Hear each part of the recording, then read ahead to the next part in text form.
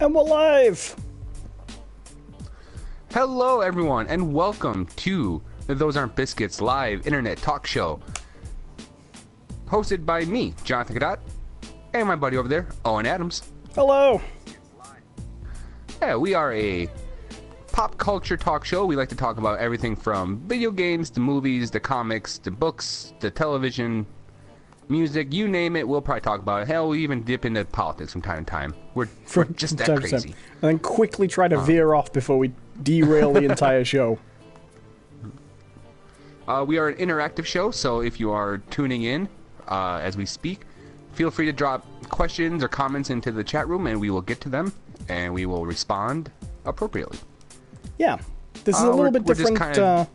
to people who've seen some of the other streams we've done together. This is a little bit different to those streams. We tend to do the questions in sections, so we can kind of focus on the show. Mm-hmm. But so do submit them ahead of time. Don't wait for the Q&A session to come up, because we'll get them in waves when they come in. And yeah, we will get to your questions when we see them. Yeah, we're just getting last minute setups here, and we'll be playing Hustle Kings today, which is a game most of you probably don't know that much about, but it's a billiards game. All the different types of games, you know, pool, 8-ball, 9-ball. Today we're playing snooker. Yes, we actually did a video of this a long time ago. One of the very first gameplay videos we ever did together. It's probably still on this channel, in fact. Kicking around I'm sure there. It is, actually. One of the oldest episodes on there. We did this because the theme of our show has always been sort of culture clash, British versus American. And this was a game we had access to that they don't really play in the States. But it won you over by the end, didn't it? Yeah, I enjoy it. I mean, I still don't know all the rules. How to play it? Or the scoring. I think that's the one that gets me the most, is the scoring. Right. Okay, so I'm just waiting for Owen here to accept my challenge, and we'll start playing. Oh, sorry, I didn't realize we were waiting for me. It's been a while. I haven't played Hustle Kings in quite a while. But hopefully we'll get into this. Drop in the chat, say hello, and we'll talk about this. So, this is the kind of stream we've been trying to do a little bit more lately, where we play games and do an episode, which is a little different for us. Hopefully we'll manage to play to our best and do this. I was never that great at snooker, but... Oh, is this you? Oh, yes, this is me. Okay. Alright, so this is the one thing that I've been having some issues with. I've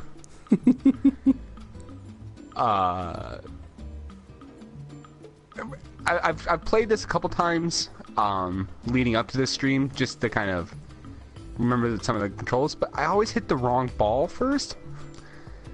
So, I'm a little... You gotta hit red first. Oh. Yeah, that's what I thought. I've tried... Oh, let's just give it a shot. Bam! Oh, of course. I immediately scratched.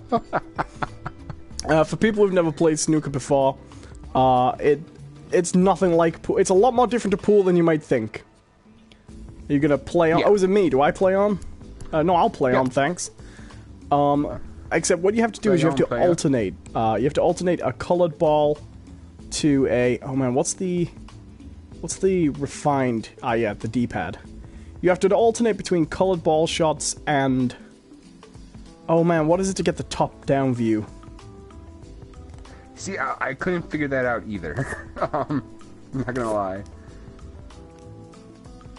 Alright, I'm gonna have to hope... Maybe they've taken it out. They made it too easy. I think they might have. I know there was a big patch for it not too long ago.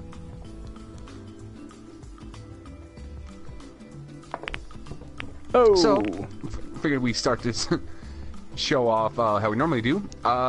It's been 2 weeks since we've done a podcast, so what you been up to, man? Well, I've actually done things this week. I've been trying to actually get things done.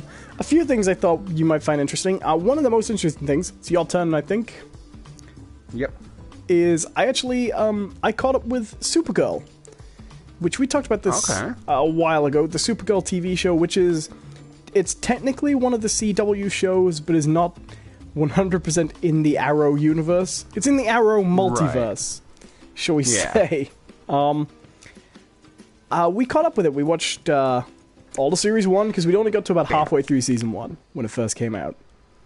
And all of Season 2. And Season 1 is pretty interesting. It's pretty much what you would expect from the first half of Season 1, you know what I mean? There wasn't a lot changed. And it was just a CW Supergirl show, you know? And my criticisms and my issues with it and what I liked about it were all the same. Season 2 is kind of interesting, though, because they eventually they go for, like, a full soft reboot of the show. I'm not going to go into my whole, like, opinions of what I like about the show, but Season 2 is really interesting in how you take a show to its second season when the first wasn't necessarily hugely well regarded. And it's really strange. Not necessarily good, either. There are weird choices, like, oh, now you can pot the black, can't you? Yes. No. There are weird choices, like, in Season 1, Jimmy Olsen is a character in that show, right? But he's Kara's mentor and love interest, right? So he is, I don't want to do too many spoilers, but this is all pretty much set up. He is basically asked by Superman to go to National City, and keep an eye on her. And he goes, and they form a romance, and someone must have said, hey, that's not working, because the start of Series 2, their romance plot comes to a culmination, and by the end of the first episode, she's pretty much decided, I don't like you anymore. It's rough. It's rough, Kara. And they kill that plot stone dead. And then someone must have realized, okay, that doesn't really give Jimmy much to do. So they turn him into a Batman-level supervillain? Sorry, not villain. A villain. Vigilante? Not villain. A vigilante. Called The Guardian, based on Guardian, you know? The old Jack Kirby. So he's like Batman with a shield. And they really, like, screw up the character, because he basically spends all of Series 2 whining that he just gets to be a friend of a superhero. And at first, poor Jimmy. At first, I really hated it. I felt like they totally ruined the character. And then I realized it was totally in keeping with those 1950s Superman's pal Jimmy Olsen comics, where all he does is complain and screw up. But there's lots of other weird choices. There's some things I really like, though. Season 2, not as good as Season 1. But one of the things I think is really interesting, and it might be worth checking out the show just for this, I maintain. Just the opening episodes of Season 2. They brought Superman in, which I think everybody knew they were doing that. You know, it was going to happen eventually. Superman, in the first season, I think everyone had the same criticism, which is Superman is way too... he's way too obvious by his absence, you know? Like they had in the season finale. There are going to be some mild spoilers for Season 1 of Supergirl here. In the season finale of Season 1 of Supergirl, Superman very much made his presence known by his shoes as he flew to help out the big threat, and immediately got took over by the mind control ray, then was unconscious for the rest of the episode, starring as his feet. That was their big inclusion of Superman.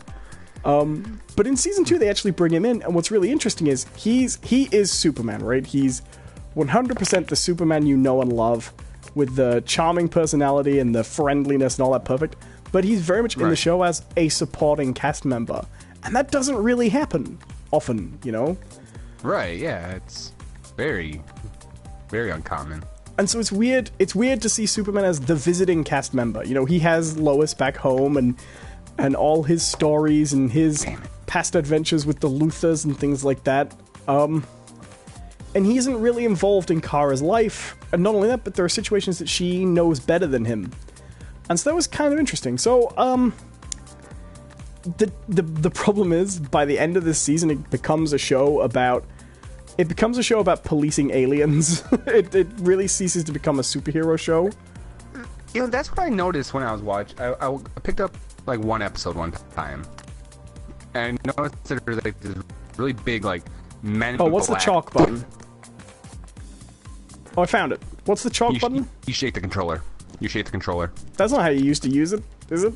Oh, that's irritating. Sorry, what were we saying? I kind of like it. It's another one of those kind of like, to me it's like Infamous, Second Son. When they had you I think it's a shake good the use can. of the motion. Yeah. Oh, damn. What I was saying though about Supergirl is we do have a clock timer on these shots. Damn it! Yep. Oh, come on, go in anyway. No, no way. No. Oh, you scratched anyways. I tried. Play on. Every time it says that play on, I always think of that fucking Blackstreet song. There's no diggity. It's like, play on, player. So yeah, it basically becomes like Torchwood. It's kind of weird. Yeah, that's what I'm gonna say. Like Torchwood or Men in Black. You know, that sort of thing to me. It's a real pity because I would recommend sitting down and watching the show, not because it's a good show, but to see how big a season can change. Weirdly enough, though, the season 2 finale is like the greatest pair of episodes in the whole show. They really nailed that season 2 finale. Mild spoilers for this, but they have Supergirl and Superman beating the shit out of each other. That's awesome. And they do a lot of good things with the season finale. They really killed the Jimmy character. Is a real shame. Season 2 is... I think the problem with season 2 is, I think it's clear that they didn't want to kill the show and have female-led superhero being what got the blame. I think that was really important to them. But it was clearly they didn't have the budget for it. But they left it in a really good place for season 3, so I'm hopeful for it. But the biggest thing that season 2 has given me is that Beth was not interested in watching The Flash with me, but she enjoyed the Flash episode so much, we are now watching The Flash, which is good. Which I had already seen, but I'm looking forward. I really fell away from The Flash. I watched the hell out of the first 2 seasons, but then the third season started really kind of do with the whole Flashpoint stuff. Yeah, I haven't seen any of season 3 yet. I found the top down. It did not click with me at all. I found the top down button for this, by the way. Oh, did you? It's R1. Really? Yeah. Oh! Damn you. Oh! So what about you? That's what I've been doing this week. I've been watching Supergirl. I have a few other things to talk about, but how about you? What have you been doing this week? Well, I started to make a sentence and then stopped. No, I This is what happens when we do the stream while playing games. You're right. I started to play a game called Pyre, which I'm really excited for. And Is it about a guy that hoping makes pies? Yeah, it's the Pyre. He's the pyre, huh? Protector of Flaky Crust City. I like that. Yeah, me too, actually. I like pie.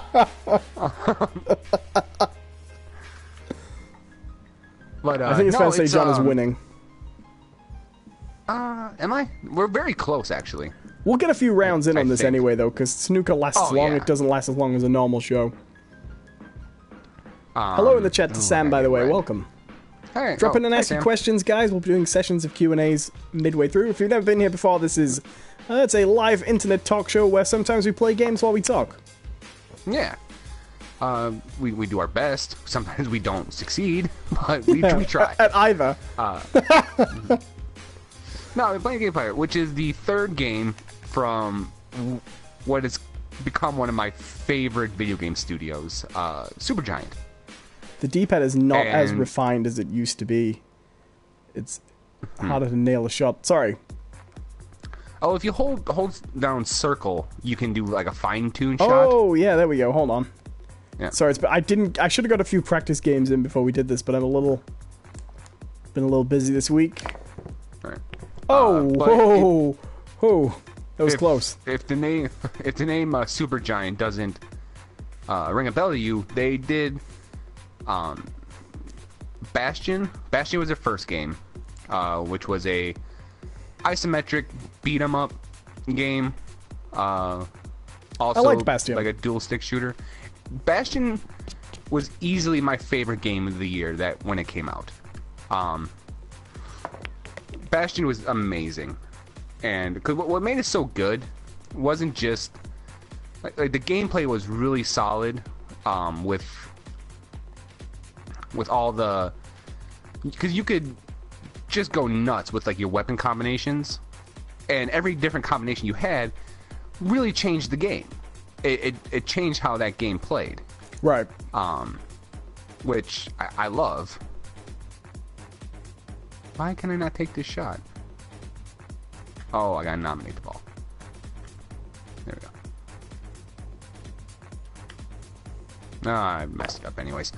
So Bastion was one of my favorite. And then it also had one of the coolest narrative devices I've seen in a game, where there was a narrator that like literally narrated almost everything you did, but contextually and how you did it, and like the order that you did it, which was really kind of interesting.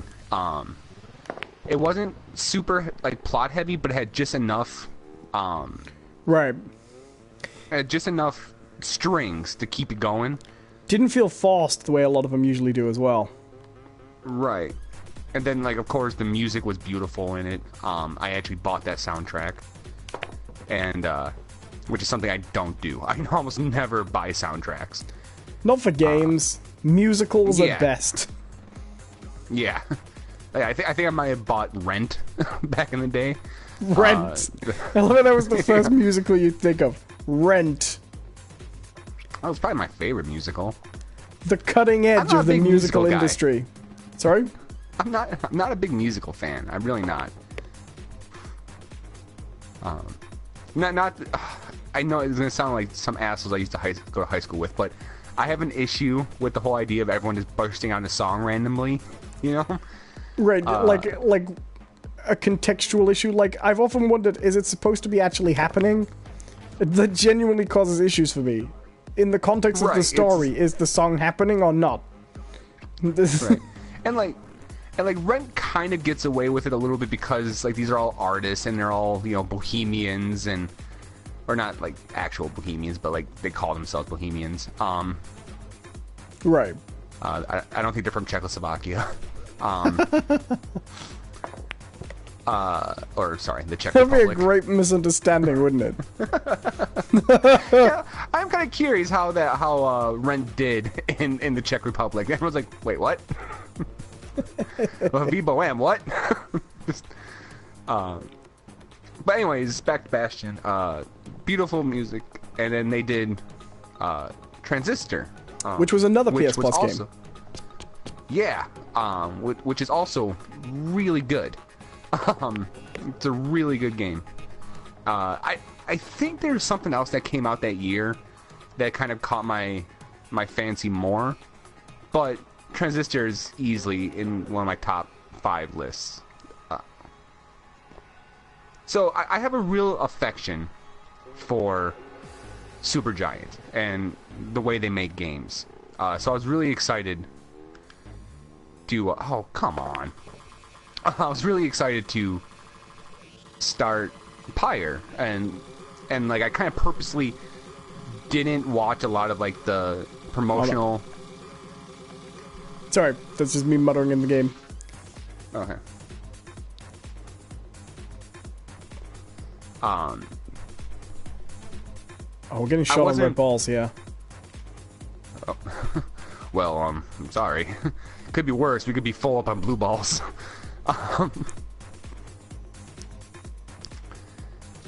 But anyways, Transistor is really cool, but it's completely different gameplay than Bastion.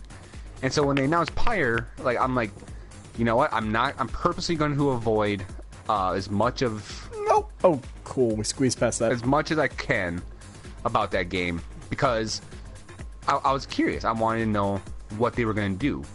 And they made a completely different game than their past two, which I really, really appreciate.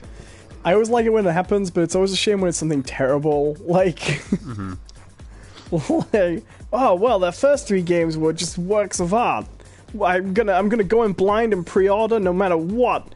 And you get it. It's like, welcome to Poop Adventures, the game where you play with poop. Oh, great.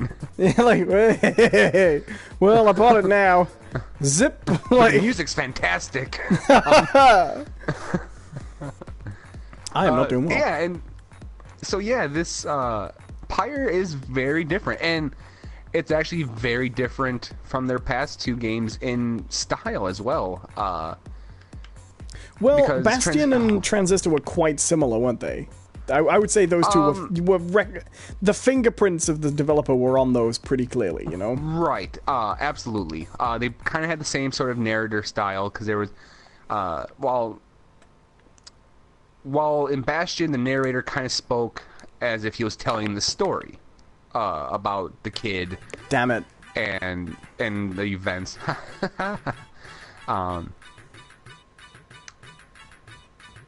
Transistor took a more personal approach. Same style, but it was done in the way of the narrator was like talking to the character, like they're trying to have a conversation while you're playing.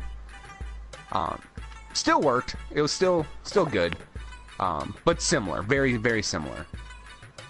And this game, on the other hand, kind of throws that out the window, and it's actually more of a visual novel. The way they do it. Yeah.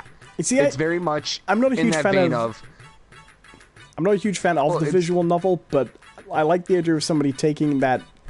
I like the idea of big developers taking niche genres and turning them into different sort of experiences, you know? Right, and this is kind of what that does, because generally the visual novel is kind of a visual novel. There's not much gameplay there. It's usually just the extent of your gameplay is like, do you say this to the giant titty anime girl, or do you say this, you know? And this one doesn't have that. Oh, that went well. I'm gonna stop talking about the game and get into the conversation. It actually plays out more like Fire Emblem. Right. Oh, that makes sense. Mm-hmm. I'm going to play and in fact, even to the point where if you ever played like the first Fire Emblem that they released on the Game Boy Advance, I want to say. Was that Sacred Stones? I think it was just Fire Emblem. I think that was, like, at least that was the first one released in the United States. Was just called like Fire Emblem. And I think there was a couple more that already been made over in Japan. But the first one I ever played was that one. And they actually did a really cool thing where you, as the player, is a character in the game that they reference. Because in Fire Emblem, you're like a tactician. And they acknowledge you as being a tactician. And that's why they have you around. Right. Because you can tell them what to do. A little bit like the Command and Conquer thing. You are a guy controlling those troops in the game.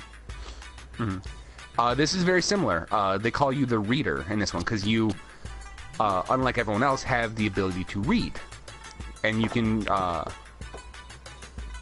you can read like these sacred poems that explain how these characters are going to go about getting out of exile. Because that's the setup for the game: is that everyone's been exiled, and everyone's trying to get their freedom back.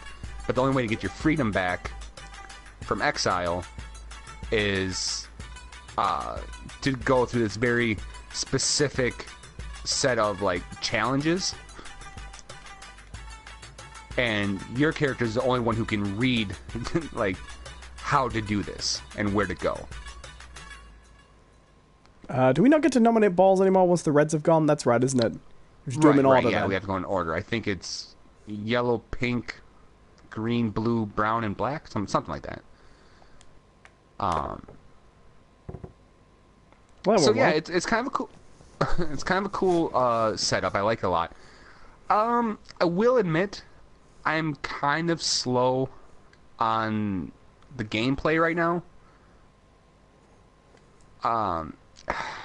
It's not grabbing me as quickly as the other ones have. Right.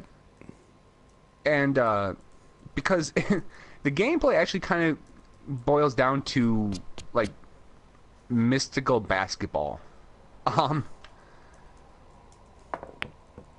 The idea is your group, our group of exiles, and you kind of band together, and you have to perform what they call these rites. And the rites are competitions with other groups of exiles, where there is a glowing orb in the middle of the play field, and you have to grab the orb, maneuver your way over to the other person's pyre, and drop it in. And that is the core of the gameplay. Now, they add abilities that make it a little bit more interesting than the way I explain it, but that is the basics. You know, you're basically trying to score on the other team, you know. Does it feel sporty, or does it feel a little bit more, No, it fantasy feels than that? more... It feels more fantasy. They dress it up, like, everyone has auras, and you can't... if you're carrying the orb, you can't... you can't touch the people's auras, so you have to use your abilities to, like, leap past them or sprint past them. But then they can also, like, shoot their aura out at you and basically knock you out of the gameplay, or knock you out of the field for a few seconds. And then based on, like, how you're upgrading your characters, like, your aura can be bigger or smaller, your shots are faster, your jumps are longer, that sort of stuff. Okay. I think I get that. Yeah. So it's sort of a strategy battle with kind of... But it is, at its core, a team sport. Yeah. Makes sense. We have a couple of questions, by the way, if you want to do them before we move on. Well, before we carry on. We have a few. The question we have first are... Oh, I will play on. How long have you and Not Biscuits been friends? Well, that is my friend John. And we've been friends years now. Very long time. We've told the story before, but we can kind of give a quick rundown. Me and Owen first started interacting. I always say interacting because I don't think we particularly cared for each other right away. We both are interacting with each other on the same writers forum. Well, we both fancied ourselves writers as teenagers, and I say we still are, but not with the same fever that we had as teenagers. Right. And for some reason, we just sort of, after interacting so long, we just kind of carried on after after that forum went under. Yeah. So much so that we even tried to start our own writer forum for a brief moment. Remember that? Yeah, not go well. No, it didn't. We met EJ there, though. Yeah, we did. And it's funny, people who are listening are not going to know what we're talking about at all, but I want to just kind of give a quick update to Owen about that. Because of that, our writers forum and us meeting another person named EJ, and then her meeting some people that I knew who lived in New York, she actually got a job renovating or doing art restoration for the Metropolitan Art Museum. Oh, it's always nice when you can make connections like that. It's always pretty good. Right. Yeah. So yeah. That's basically how long we've known each other. So it's been years. A few questions. Oh, there's one I just want to get here. Am I able to get your podcasts on the podcast app? Not anymore. We used to have a more traditional podcast. We retired it. We just didn't have the listeners, whereas if we do it as a live stream, we don't have to pay for hosting. We get a little bit more live interaction, and we get more views, basically. We get more hits than we used to. Right. Yeah. So it's not really a traditional podcast anymore. I just sort of habitually refer to it as the podcast. Right. Oh, but, don't you dare. Don't you dare. Oh. Have you noticed if you screws do you up more subscribe, if though, you do a shot at full power? Sorry, I didn't mean to talk. Full power seems to send him straight for those pockets. Oh yeah. Excuse me. But if you do, subscribe to the channel, I mean, you don't have to subscribe, but all of our streams are now archived there. So you can always... Oh, you bastard. Subscribe to the podcast we mean, the old RSS feed we used to have. We do have the old streams saved there, basically. We are going to be making... when I have the time to to do it, I'm going to be uploading a lot of the old episodes to this one as well, basically. But for right now, you can get the old episodes up to about episode 110, I think, on the old channel. Oh my god! How the hell did you do this to me? Yeah. How you like them apples? Okay, we got another quick question here. I saw it. Where is it? Okay, we got two actually. What are your guys' opinion on D&D? I like D&D. I don't play it, really. I have played it in the past. I just never got a group together. But I personally love, like Penny Arcade. They do their Acquisitions Incorporated games during PAX, and then they also have a live stream now. They call it like the C Team, I think, where it's not the normal players, but it's ran by Jerry Holkins, which is a lot of fun. So I love listening to people play D&D. I've just never had really a chance to play myself. I played it in high school, and I really enjoyed it. I've always really enjoyed it, but I haven't had as much chance to play over the years as I'd like to. And these days, I just don't have the time, really. But I'd love to take it up again. I wish there was a nice, a really good online platform for it that incorporated rules a little bit more. Because there are... Roll20.net's not terrible. It's not, but I would like, almost like the Magic the Gathering video games. Right. I'd like an official Wizards of the Coast licensed one where I can click a button as a DM and put down some kobolds, you know, and plan maps more. You might win this. I think you did win this. Play on! I might win this, yeah. If I make this one shot, and it's a pretty easy shot. Whee! I thought I was going to lose, because the last time we did Snooker, you just pasted me. Yeah, hilariously bad. Mr. Durbington says, you guys should try to live stream D&D. You know, the funny thing, you say that, we had talked briefly about trying to do a D&D... Oh, I know which message I'm going with. ...thing.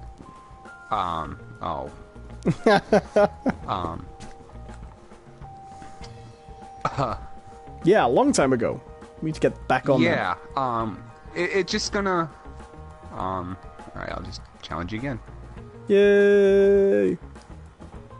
Can I not challenge you? Oh, I think... Okay.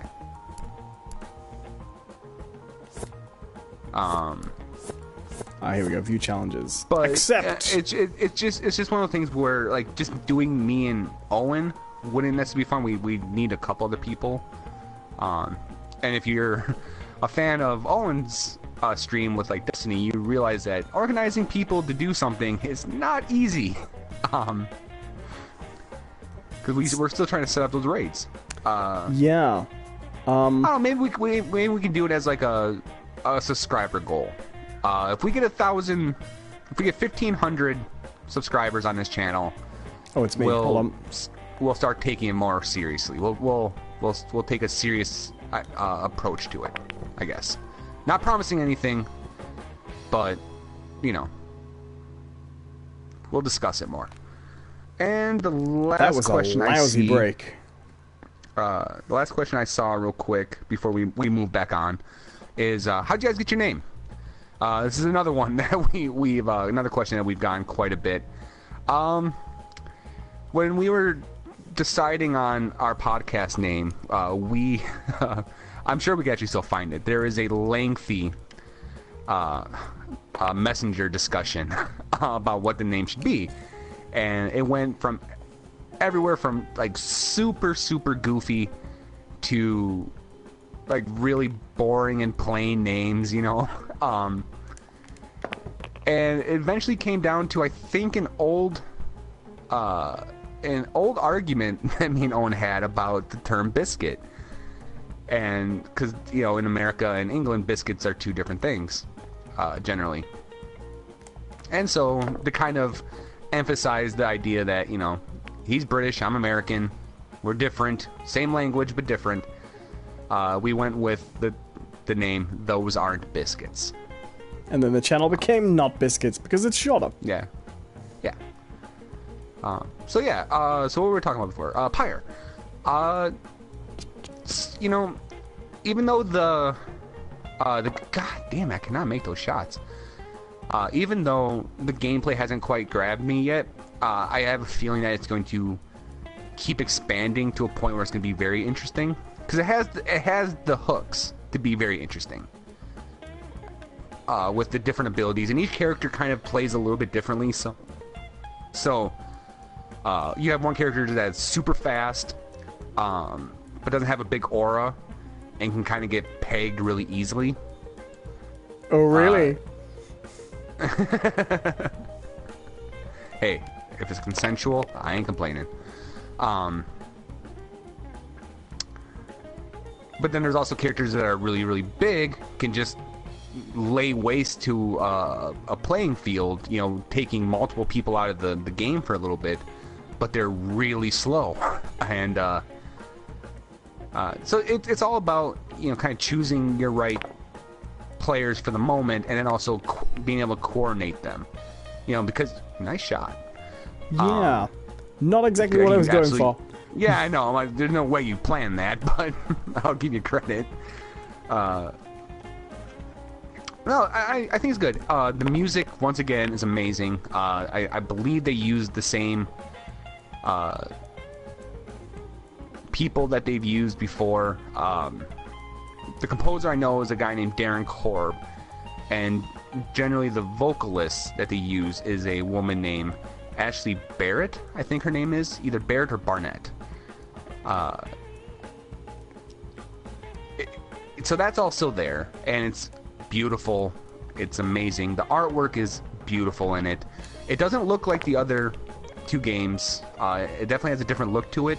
Well, but it's still gorgeous. I'd seen this game,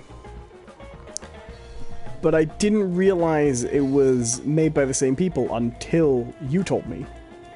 Mm-hmm. You know, it's kind of funny because there's a kind of a juxtaposition in the art. When you're looking at the overworld and when you're playing, it has this kind of like sort of a cel-shaded look to it, but it's, you know, it almost looks like stained glass panels. Right. Like moving stained glass panels. It's a great look. Yeah. But when you're interacting with the characters and doing the visual novel thing, it's very much like a hand-drawn, like out of a D&D rule book. It has that kind of look to it when you're talking with the people. It's pretty neat. I like it a lot. Let's see what this happens here. Nope. So yeah, I'm gonna keep playing. I've actually recorded a couple episodes already. That will be the next Let's Play series on this channel. Which, if you haven't checked out before, I've done some Let's Plays in Destiny and Destiny 2 Beta. They're all live. They're all available to watch right now. And yeah, so that's kind of Empire for me. I'm gonna keep playing it. I'm hoping to enjoy it. And I would suggest anyone who maybe haven't heard some of the music to try to check out like the Bastion soundtrack. There's one particular song in it called Zia's theme, or it's also called Build That Wall. It has like one of those. It's like Build That Wall parentheses Zia's theme. But it's an absolutely beautiful song, and it'll give you everything you need to know about the kind of musical direction of the Supergiant games.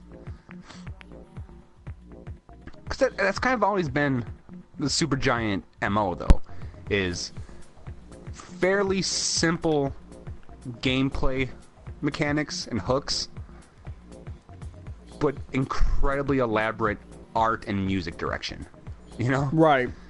Because if you've got I don't want to say modest, but a moderate budget, that's where you make the savings. It's like, very different medium, but Back to the Future famously was not a very high budget movie. But when they hired, I think it was John Williams who composed that, right? They basically said, his mandate was, can you make our movie feel bigger and more expensive than it is? And when you think about it, it is that soundtrack that makes that movie feel like a big budget movie, you know? Right, yeah, as, you know, da, da, da, da, da, da, you know, all that. I'm thrilled we have this conversation because now I know you don't know the Back to the Future music. That's great. Yeah, I do. Well, it's not da da da da. Well, it's... You sound like a duck being run over.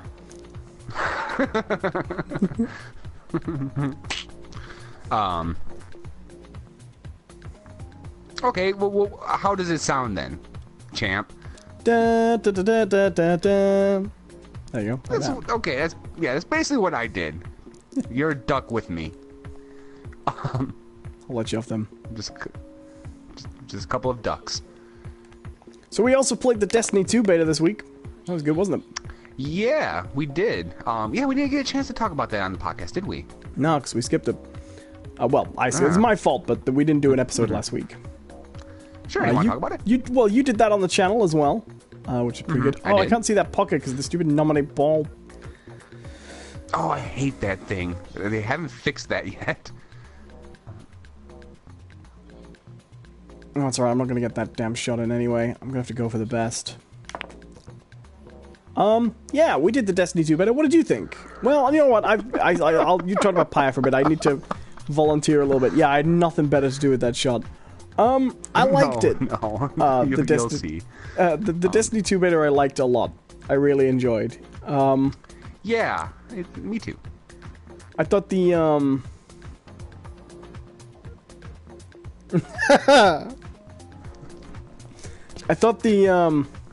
not getting back on my thread now. Destiny 2. I thought the story content was pretty much, like, the thing about it was, there were no surprises there. Like, there were literally no surprises there. We didn't open it up and get anything that was like, oh my god, they're doing this? Except maybe ripping off Counter-Strike. Yeah. It just wasn't that type of experience. I've heard from a couple people that is actually a mode that is in real Destiny. It just doesn't come up very often. I don't believe that. I've never seen that come up. I don't know. And then when they describe it as something completely different. Like, it's in it, it's turtles instead of bombs, and instead of defusing them, you gotta walk them across a road. Yeah, I mean, because... And Bungie has come out and said this themselves, is the content that we got in the beta is a small fraction of what we're going to get in the game. Right. And I feel like if you didn't already realize that, you might be a little dense. Honestly. Well, they've given the whole game away for free. Well, and that's the thing. Like, that's stuff that we've seen, you know? Yeah. Is people going, oh, this is all they gave us. It's like, guys, it's a beta. It's a free beta. They're not going to give you a ton. And in fact, I think what they gave was actually pretty good in terms of representing their direction for this game. Right, like, I know we knew in advance what the content was going to be, but when we found out that there was going to be a whole story mission in there, I was relatively surprised at that. Because that bit is just a demo, you know?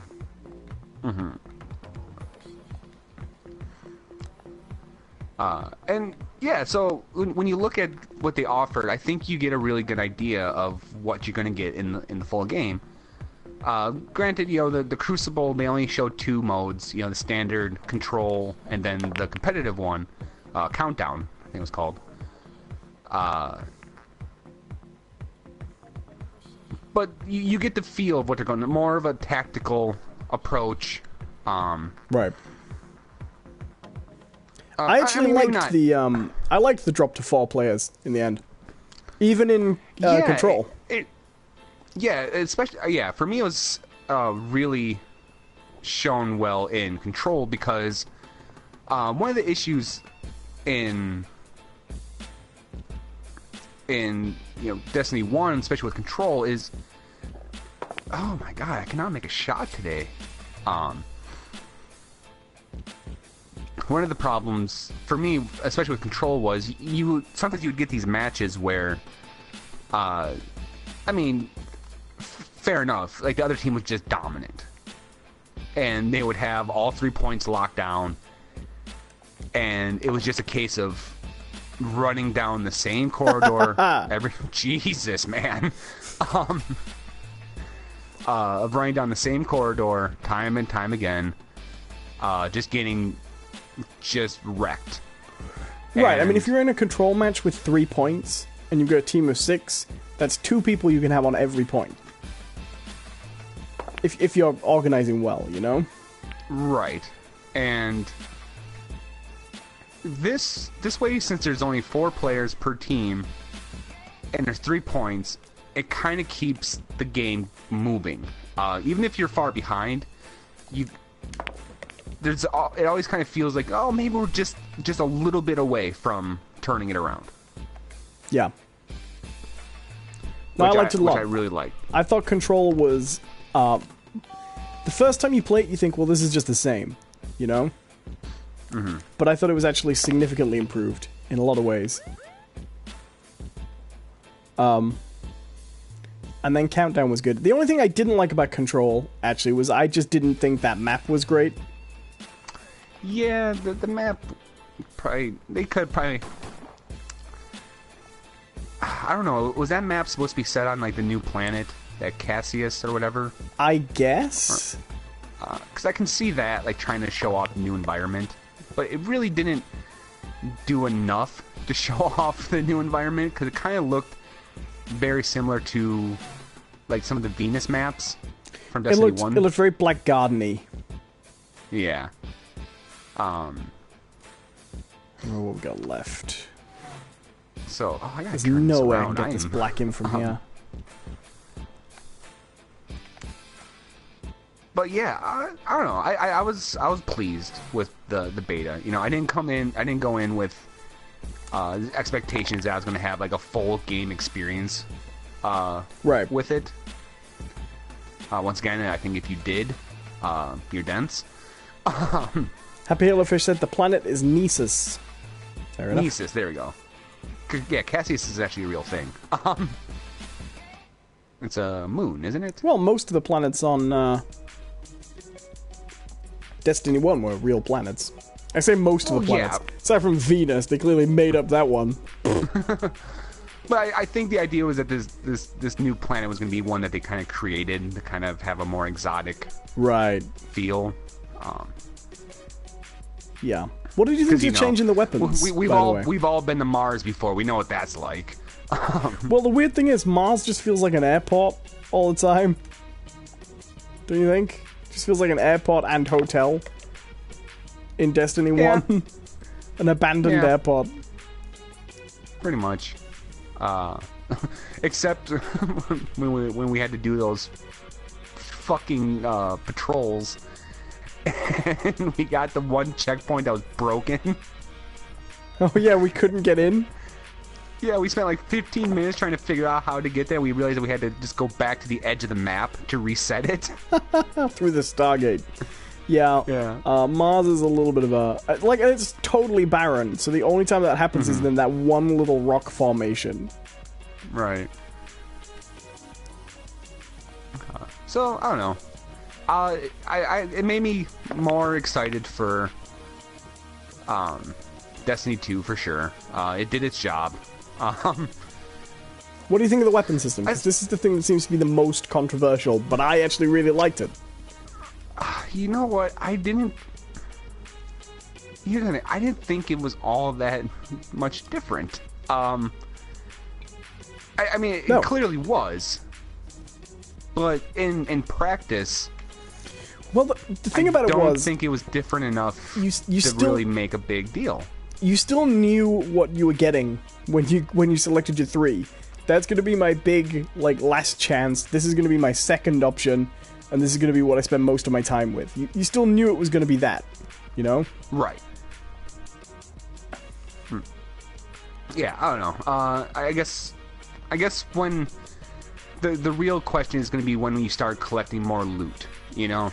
Right. Once you start getting rewards for strikes, and it's like, oh, okay, well, I already have a really awesome energy weapon that I like, and I keep on getting more, but I'm not getting any kinetic weapons, and, you know, it's going to be that sort of thing. Right, like, I'll be totally honest, I think the Destiny 2 beta would have been better just giving you weapons to begin with and not even handing out loot at the end of matches. Oh my god! I am terrible. I am terrible at this. Because there was no point having loot in that. Everything was the same level, everything was the same. Right.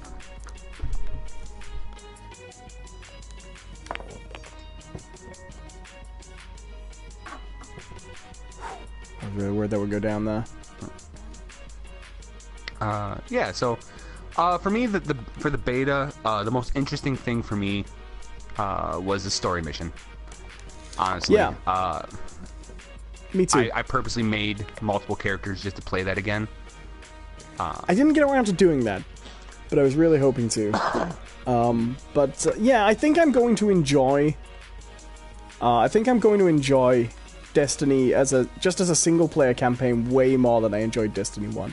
And I liked Destiny 1 for that. But I think I'm going to get more out of Destiny 2. The thing that really stuck out to me in the story mission, and the strike actually, was how it kind of forced you to be more mobile. Right. And get away from corridors. Destiny, right. There are a lot of times in Destiny where either you'd be in a corridor and you'd have to kind of shoot everything coming down, you have a few places to hide, or even when you got in the arenas, the enemy AI acted in a very specific way that you could essentially hide in like one spot and pick them off. This one, it feels like they're kind of forcing you to move around more, switch your weapons up more, and it feels way more dynamic, which is always a good thing. And I mean, in the strike, I think the part of the strike that really kind of caught my attention. Damn it! And it's not even a big moment in the strike, but when you have to cross that battlefield. Right. There's nothing in Destiny 1 as open as that section. Remotely. Right. Mm-hmm. I also thought you didn't see a lot of it in that story mission, but there were hints at a more diverse type of enemy selection, like the dogs, you know? There was nothing like dogs, packs of dogs in Destiny 1, you know? And I like that, because it is a criticism of Destiny that I think is fair, that all the factions basically have all the same levels of opponents, and they're the same as the levels of opponents from Halo. Like, that is a reasonable criticism of Destiny.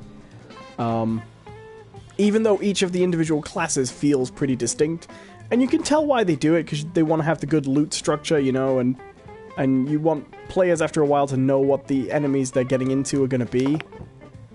Oh. But, oh my god, did it go down the pole again? Damn it.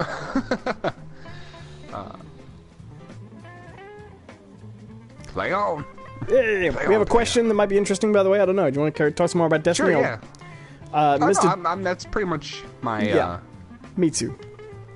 Mr. Dubbington says, what is your guys' opinion on Star Wars, The Clone Wars, the TV show? I liked it. Never saw an episode. I saw it and I didn't like it. I found it, aside from the fact that is not my favorite era of Star Wars, I didn't necessarily want to be reminded of it. I thought the TV show was skewed very young, which, yeah, it's a Saturday morning cartoon based on Star Wars. It's totally appropriate. But I got a lot of people telling me that this was, like, it is lore from the movies and you should watch it and it's great, and I found it very, very young skewing, you know, which I don't really enjoy that. as much these days. I'm not a cartoon watcher as much as I was in my teens, you know? Oh, I haven't been doing a top-down view. God damn it. But I liked Rebels a lot, actually. I thought that was much better as a show. I think I might have been more into Clone Wars.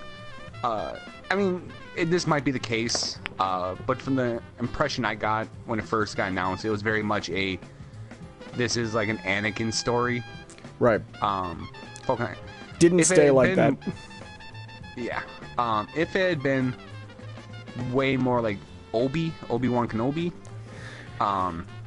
when you actually get into the show, way more into that. It's actually not really like that.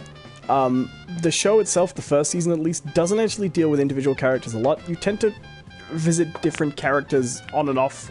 Like, one episode you'll be with Queen Amidala, another episode you might be with Obi-Wan, but then another episode you might be with a group of clone troopers you've never seen before, you know? Okay. It feels a lot like an anthology series in the backdrop of war, which is way cooler in description than it is the reality of the show. It's pretty Jar Jar heavy, Series 1 as well. Yeah, that's put you off, eh?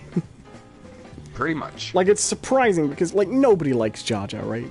But there is, like, episode 3, there's an episode with a lot of Jar Jar in.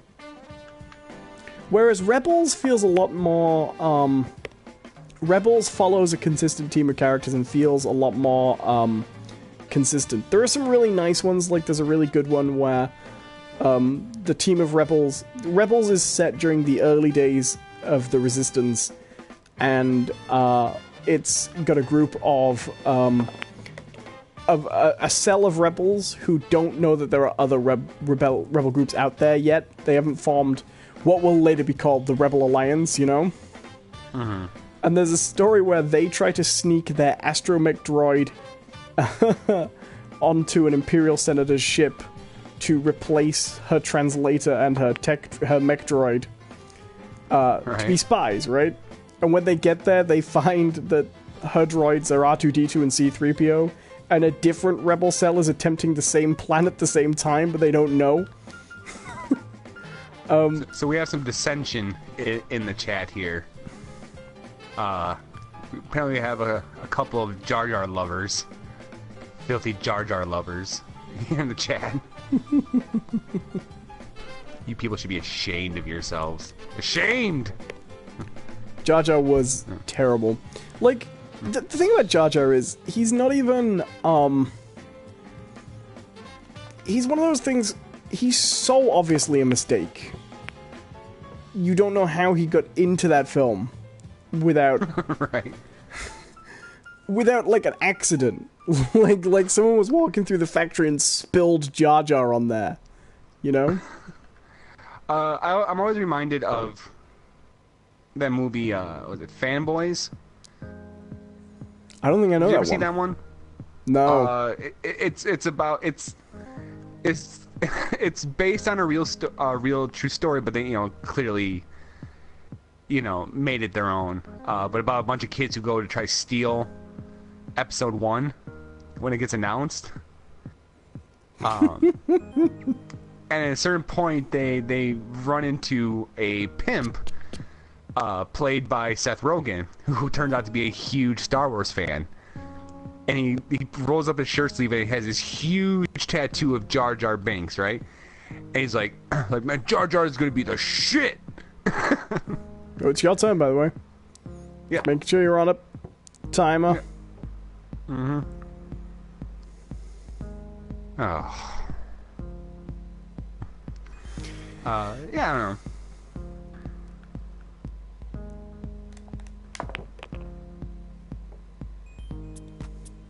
I remember, because when I started really getting into the internet a lot, when I lived with my dad's and we had internet access, my mom's... Me and the internet, we started out on kind of cool terms, but after a while, I really got into the internet, and I think it got into me, but we were pretty young, so we were a little...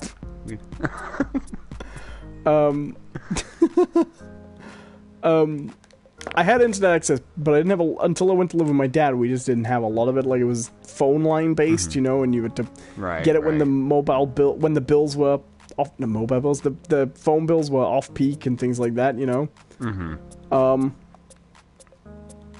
But I remember like 2000, 2001. It felt like 80% of all websites were about how terrible Jar Jar Binks was. Because the trauma was still setting in, you know? Right. People were still processing it. I love how we're down to these 2 balls, and they couldn't be in the worst place.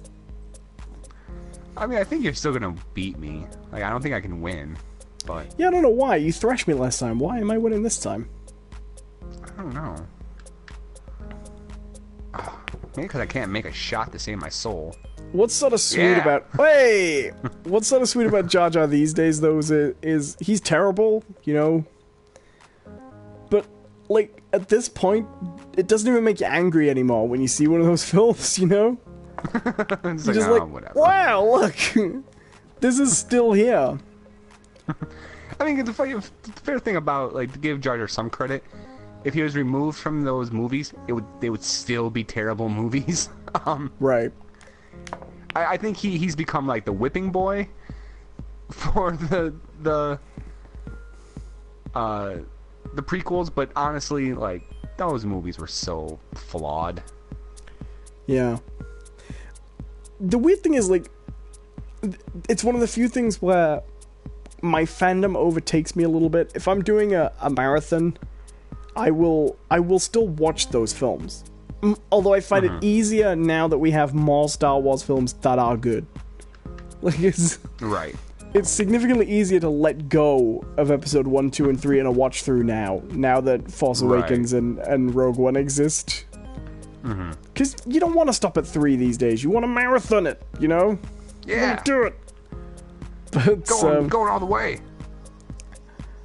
But man, the only one, like, even with marathons though, Beth and I had started like episode 2 would be put on while we were doing something else not important.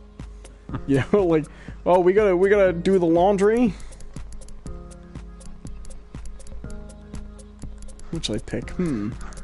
We gotta do the laundry. Episode 2 is going on. I like that message. We got a lovely suggestion from the chat. Happy Halo Fish says, just thought of the best movie idea. Jar Jar enters Saw. Misa want to play a game? No, I prefer it like this actually. Hello, John. Misa would like to play a game. I'm thinking it's Jar Jar in one of the traps. I think that's what they're trying to suggest. No, I prefer him better as Jigsaw. So, Mr. McGregor, you had a rewarding career. You were going to be at the top of the town, but you threw it all away. Your punishment, the key, is at the taped to the end of this VHS of episode 2. You must watch the entire film in the provided video player. But if you fast forward, the tape will ignite. No! Yeah. Like, every time you try to fast forward, this nail will get closer to your eyeball. He comes out bleeding from both eyes. Worth it. Oh my god. Worth it. Yeah, absolutely worth it. The entire Star Wars prequel trilogy will play on this VHS unless you can cut this key out from your stomach. And he's like, wait, no, I didn't finish my sentence yet. Done.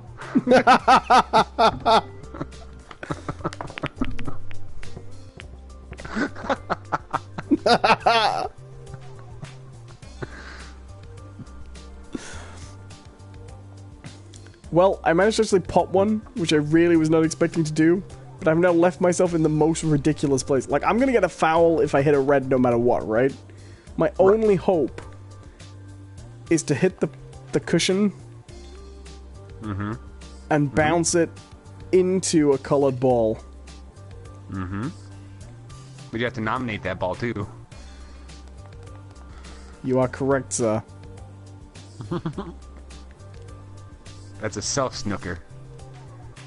Yeah, it's not good. A Oh, thank God. Selfer-ker.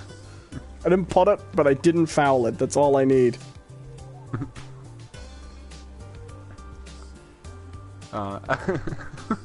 It's like, your next challenge shall be to watch the Jar Jar speaking to the Senate scene on repeat for 3 hours.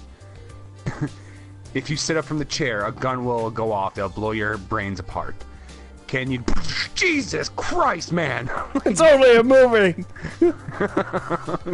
You guys are really taking this too far. In the final sequel, Holy we shit, I made finally that. revealed the identity of Jigsaw. I was just trying to prove that it wasn't as bad as everybody said. Damn it, George!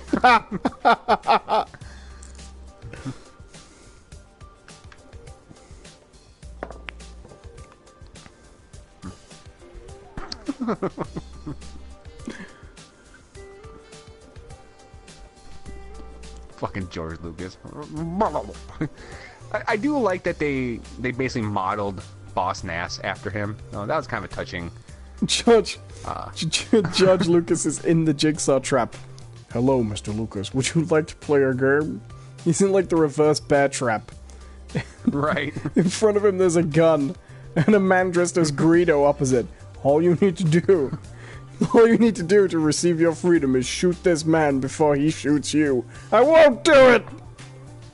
That's not how I want it to go! It's not my creative vision. Like, really? I mean, really? You're gonna die over this? No! you know what this trap needs? More rocks! He comes in. Jigsaw comes in the next day, and George has somehow produced 30 CGI bear traps. Just flying at his face, like, oh my god! What have you done to my beautiful death trap? I call it the special edition. Now, any minute now, a CGI green singer is going to come in and do a whole musical number. No, you're free. You can go. Go. Just... Get out of here. Just don't come back.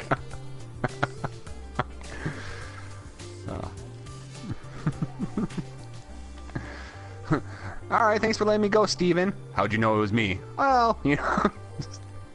Wait, we have all these conversations in private all the time.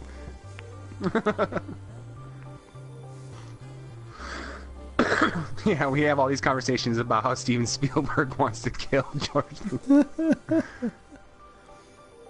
Okay, it says, Jar Jar was the real reason he sold the franchise to Disney. He couldn't live down Jar Jar and the remastered editions. That's true. Mm-hmm. I did almost buy a Jar Jar Sum Sum, because I thought that was sort of the appropriate medium. Infantilized soft toys with no legs. It's oddly dark. Okay, it says, now we're adding Jar Jar to A New Hope. Oh, God. I'd love that. Just to annoy people. Like, I'd still enjoy it. Oh, what did I hear? There is actually some sort of... once again, it's not necessarily canon because of Disney's opinion of the EU, which I completely agree with. I think the extended universe is bullshit and should not be utilized. I take it on a case by case basis, but I don't think the films should be beholden to the universe, you know? Right. But apparently that in one of the books there is an explanation of whatever happened to Jar Jar Binks. And I guess he's like now. I mean, there's only one way you can read into this, is just spite. But apparently he is a pauper now, like singing songs on the street for cash. You know, It's how did I miss that shot? It was perfectly. Oh, whatever. it's what they're drinking at the beginning of A New Hope when she fills that blender with the blue milk. Right. Get your Jar Jar milk. Get your Jar Jar puree. He just gets wheeled out, like missing his arms and legs. Like, I need money, so I'm giving up my extremities one by one, just to be ground up into blue milk. Ugh, that's dark. Sorry, that got real dark. All right, Derpington, settle down. That's not that funny. Yeah, you were the one that liked Jar Jar. Oh. Yeah. Oh.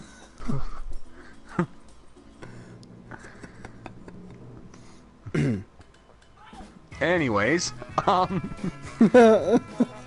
I'm supposed to be doing a red. Oh shit, we were supposed to be dropping links in the chat. Oops.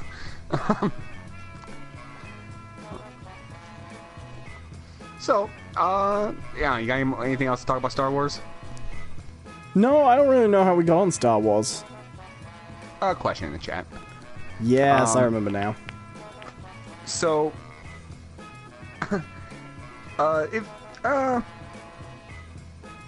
yeah, most of you probably haven't been around for our podcast days. But we used to do something that used to be really fun. I just gotta bring up the link real quick. We discovered is this me? No, it's you. It is me. Okay. We discovered a long time ago that my home state of Wisconsin is a literal treasure trove, if you will, of strange news stories. And we haven't done one of these. We haven't done this in a while. Yeah, but I found one that is it as I good? kind of enjoy. Is it as good as the fundraiser for the concession stand? Not quite. Not quite. The Peter Puzzle kerfuffle. Oh God. Yes. Oh God, it always freaks me out. There's a song in the soundtrack that has gunshots in it. Oh yeah. I'm on the one now that goes ba-da-ba-ba, you know? Yeah. Just goes over and over again. Let's see if I can trying to oh my God. Trying to do this and play at the same time is not easy. I've been vaguely tempted by the VR version of Hustle Kings. Yeah, it's kind of fun. Let's see here. It would, unless you have to walk around the whole fucking table. Around your room. I doubt it. Every time.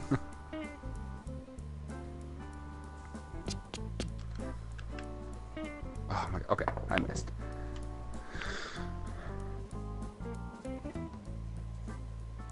I often wonder what, like, metric they add in to make it work better with the chalk. Like, if you don't chalk up, does the game add in a greater variance over how likely you are, how likely you are to hit the guide, maybe? Right. I don't know. All right, here we go. I got my article up here. Now this is a news article about something that happened in Wisconsin. Here I'm gonna drop the link in the chat so you guys can read along if you'd like.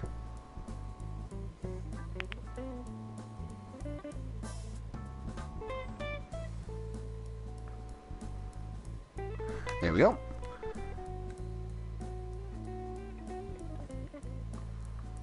Okay, so here we go.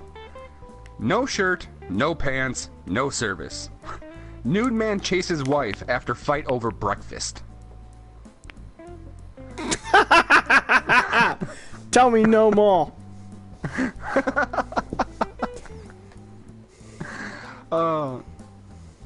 Okay, I'll try to take my shot. Oh, this is gonna be difficult to try to read What this would I have article. for breakfast? Sausage?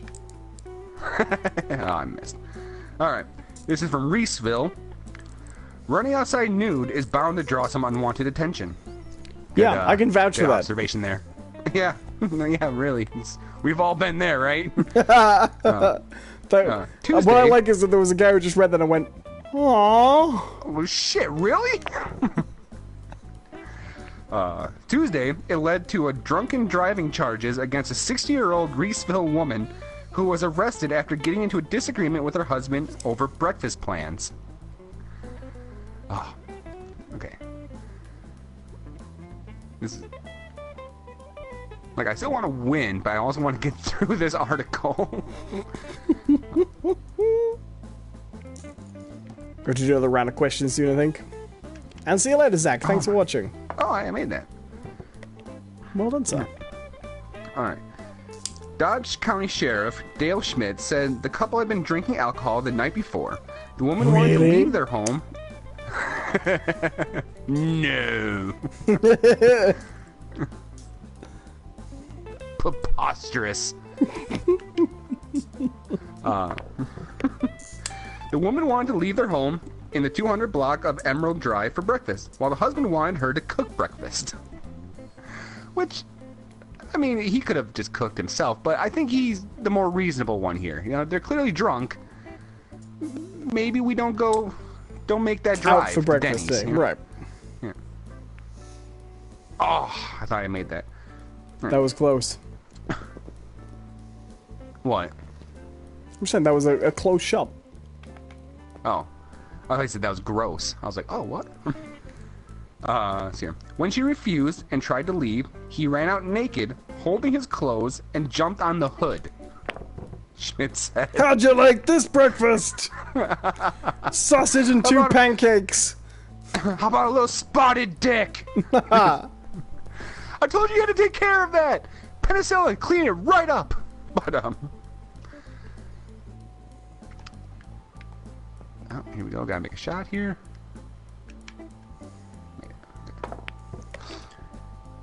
The woman continued to drive down the street, Schmidt said. A neighbor saw the scene and called it into the sheriff's office around 9:30 a.m. You know, I can't imagine that call was like, "Oh God, officer, you have to do something." It was probably along the lines of, "Hey, well, they're drinking again. You guys really need to come and see this. It's like this breakfast. Is pretty great." They should have just compromised, driven to the Denny's, but she could cook. Right, yeah, that seems reasonable. Break into the kitchen. We're doing this. By the time deputies got there, she had pulled into the garage and tried to close the garage door. Well, at least he got her to turn around, you know? Like, mission accomplished. Yeah. The woman was taken into custody for driving a motor vehicle while intoxicated. Further details about the arrest or charge were not available Wednesday. The husband was not arrested. There is no record of what or if the woman's husband had breakfast that morning. I like that there was obviously a previous story similar where people were asking for those details, you know? Right. What happened to that breakfast? What did they do in the end? We need to know. I mean, the funny thing is like I'm reading the story and all I can think of is like, I love breakfast. Like, yeah, I could never fight over that. Right? It's, you know, it's, come on, it's the happiest of all meals. She was last seen repeatedly ramming the car into his testicles, shouting, "Scrambled eggs!" I wanted sausage patties!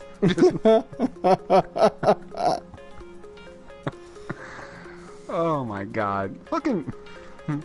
Folks listening, just don't. You know, if you ever get the inkling to be like, hey, I'm gonna run outside naked, or I'm gonna drive drunk, either one of those, just don't. I mean, unless it's over breakfast, okay? This guy was completely justified in what he... well done. No, I still contend, like, if he was that, like... If he was that, like, steadfast on, like, not leaving for breakfast and staying at home, the fucker should have made his own damn breakfast at that point, right? Right.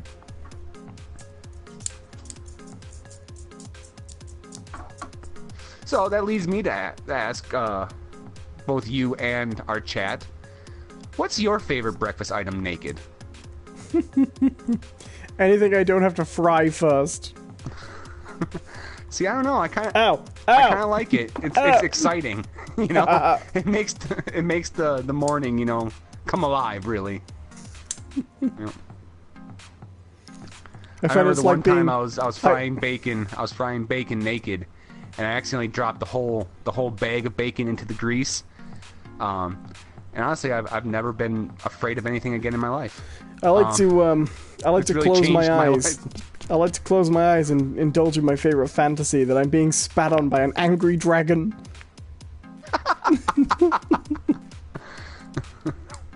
Now call me scum. Yeah, sizzle for me, baby. This is a shout from upstairs. Are you frying brimstone again down there? No. Woman, you know how this fantasy works. Say it right. I am Daenerys Targaryen. Are you a fryeth?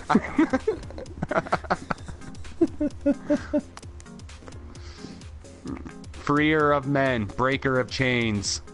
You know, that's really good this year. I wasn't as fond of the last season or so, but pretty good this year. Mm-hmm. Yeah, I'm still so far behind in that show.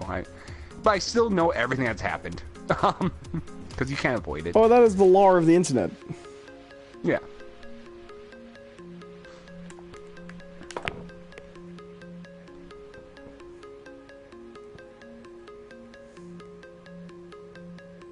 Well, thank you, Mr. Derpington. We do aim to be your kind of weird. We got any questions? But I do cry. I do cry. Here. While I'm lying on my shirt, you can do a question hunt this time.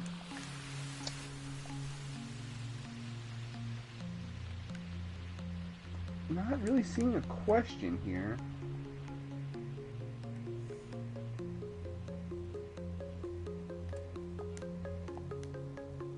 No, we've seemed to dry up a little bit on questions. I'm screwing up there because I'm trying to put a red when it's not my red turn.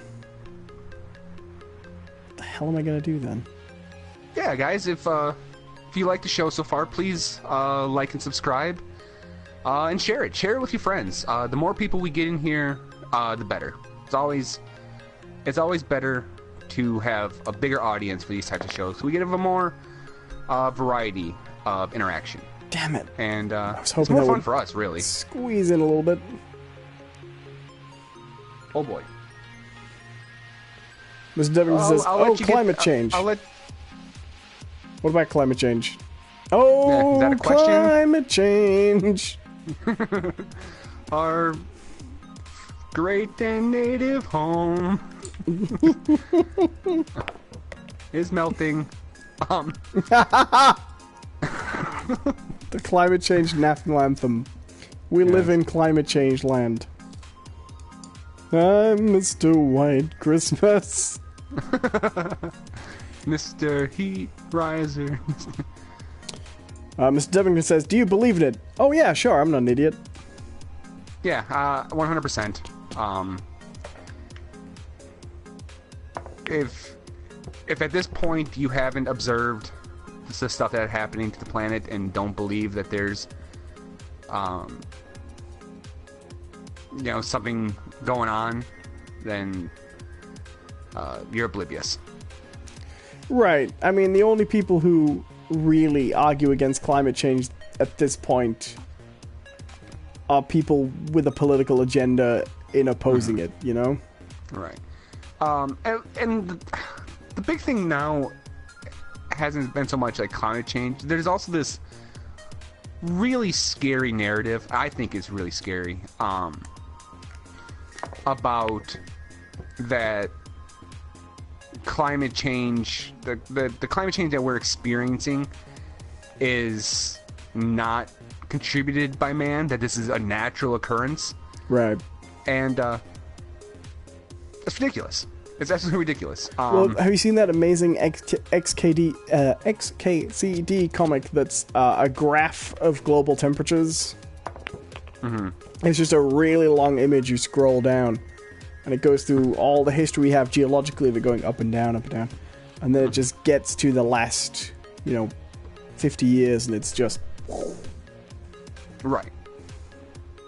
Because here's the thing about... Are there natural fluctuations in temperatures and climates? Yes, absolutely. But, like everything else involving nature and the planet, these things move slowly. Very, very slowly. Millions of years. So, to suggest that the massive changes that are occurring in our planet are natural is ridiculous. It's madness. And we spend so much time now debating, is it real, is it man-made, or whatever, that we've lost, so much time, Yeah. And the other thing is, people talk about climate change like it's some out of the dirt theory, or like it's just a suggestion, But we also have a really, really great scientific model of exactly how it's happening and what's happening as well. Like it's really simple. A lot of the gases that we produce in the air produce a shield. Basically, they combine with the atmosphere and produce a shield where ultraviolet rays pass through it in one direction and they don't in the other because of the structure of the shield, which means that the sun's rays filter in more than they filter out, and that over time means that we bake. It's not even that we don't understand how it's happening or that it's some mystery. Like they always put it out as, oh, it's this theory and nobody really knows. No, we know exactly what's happening scientifically, and we know how it's happening exactly. There's no mystery about it. It's as well understood as why a kettle boils at this point, or why and we've known for a very long time. Right. We have. Like, I mean, the whole idea of the greenhouse effect has been in existence since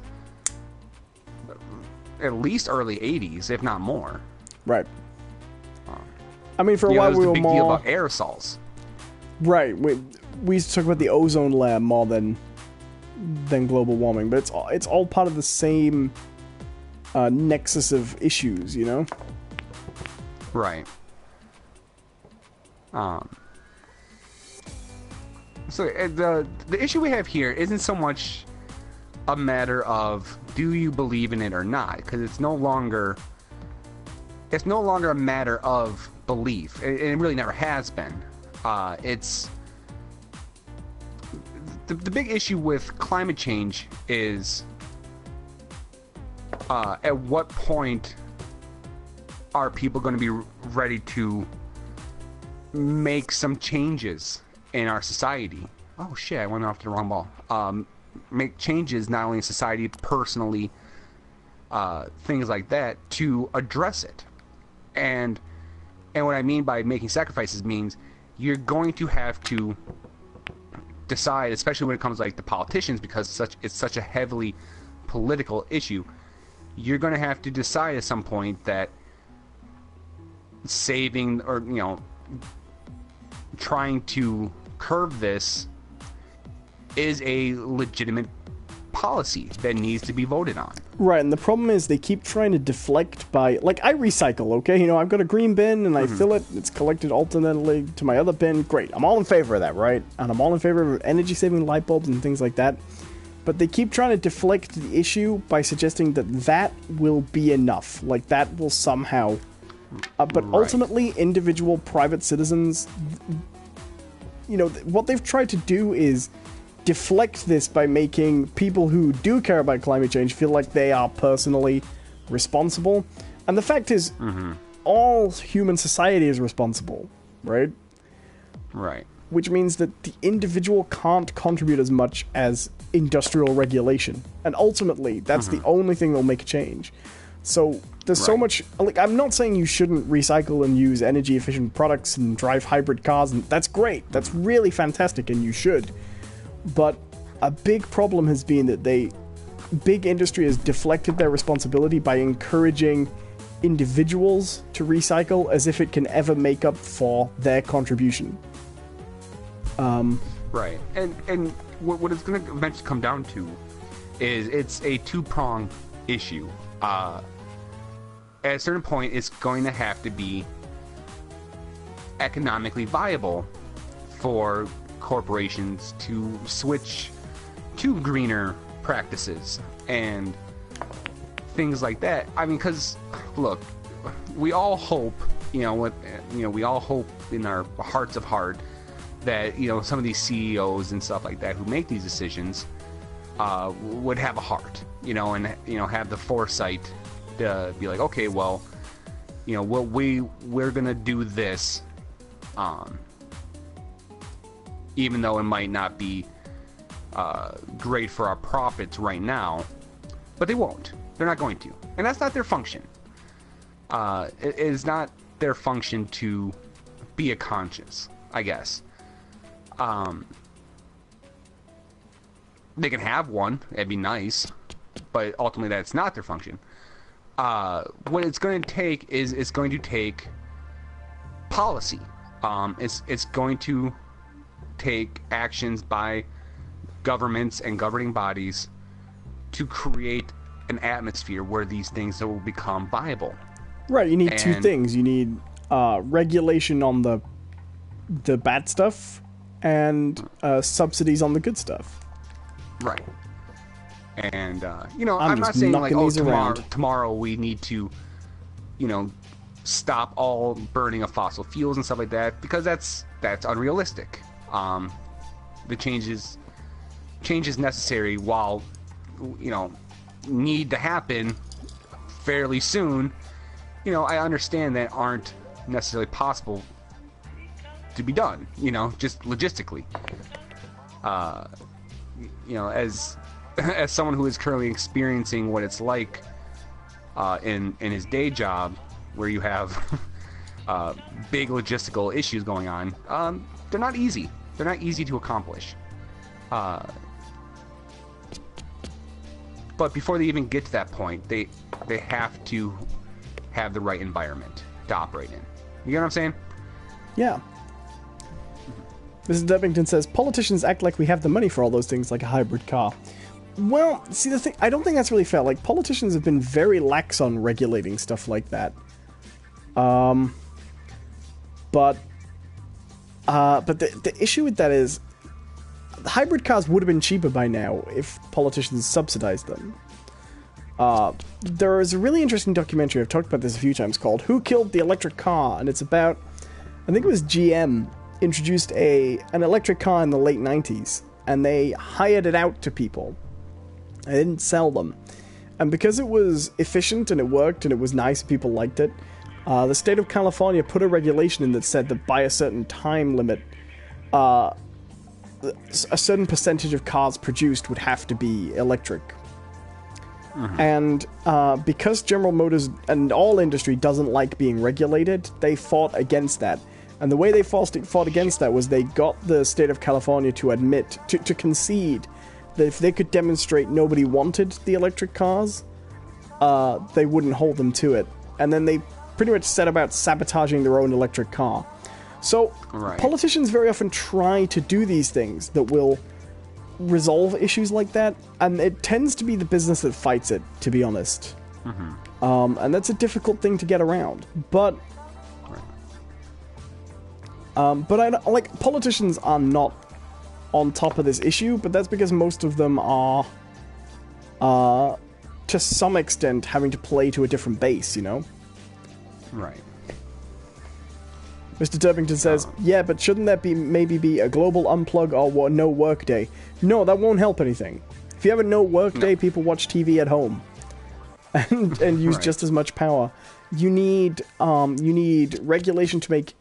Let me give you a really good example, right? And it's just to talk about gaming, because a lot of my audience is gaming. I think is a really good example.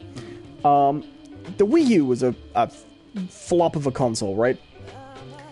But the reason it didn't sell was it was so far behind the 360 and the PS3 in terms of power. Yeah, I win. Hey! But it really wasn't. The 360s kind of subsidized, the PS3s were subsidized to push high-tech graphics out a generation earlier than they should. And they are very greedy consoles, the 360 and the PS3. They draw a ton of energy, right?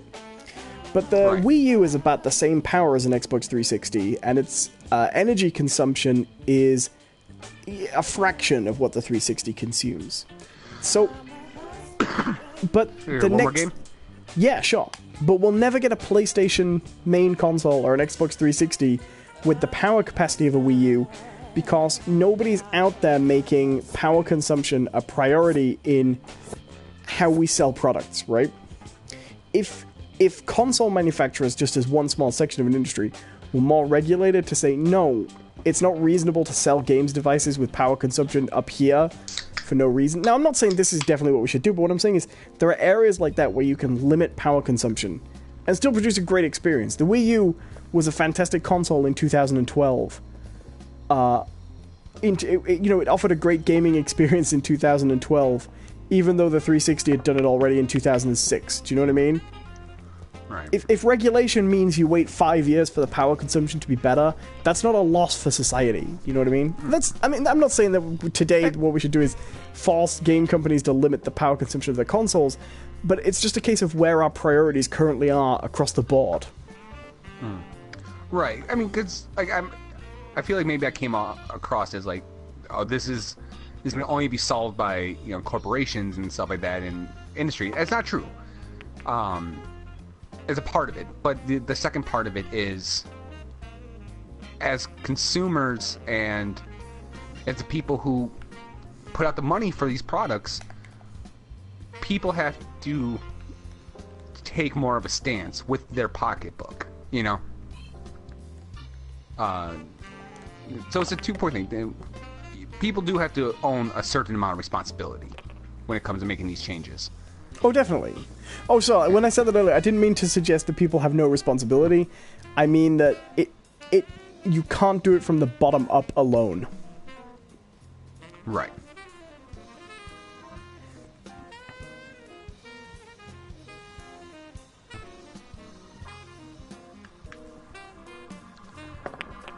No. Oh, good. All right. Boo! Boo! Boo this man. What's it from? I've been hearing that a lot lately. I don't know. We are really going to have to do our Simpsons show. Every time I want to make a Simpsons reference, I have to explain this damn joke. So, we're going to have to do this watching the Simpsons show. I'm determined to do it. Is that a Simpsons thing? Not that one particularly, but there's another one that's almost as good. It's from a really good episode where there's a film festival, and Mr. Burns decides that he is going to... he's going to make a film for the film festival that shows him in this really glowing light. And after the film, they all boo it. Mm-hmm. And he says to Smithers, are they booing me? And he goes, no, they're saying, boo-earns! Boo-earns!